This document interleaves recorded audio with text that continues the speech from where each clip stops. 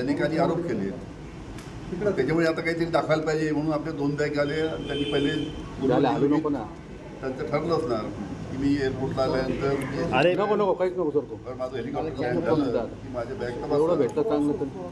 म्हणजे अरे मयूर जो संभ्रम आहे ठीक आहे, हे सगळं नाटक माननीय मुख्यमंत्र्यांनी केलं. संशय व्यक्त करण्यात आला होता त्या 4-5 बॅग त्याच्यामध्ये साहेब समोर 9 बॅग त्याच्यामुळे सगळे मुख्यमंत्री देवा केलेले.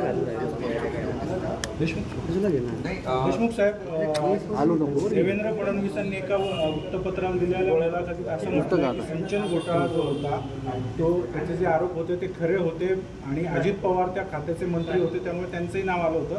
मात्र चौकशीमध्ये अजित पवारांचा त्याच्यामध्ये काही संबंध समोर आला. मी विश्वास करतो त्याचे बोलणं, महाराष्ट्र विश्वास करतो देवेंद्र फडणवीस. मी काय करू आणि मी शूट करतो. जगाला माहिती आहे की सिंचन घोटाळ्याच्या बाबतीत मी पहिला आलेलो आहे, धक्काबुक्की करून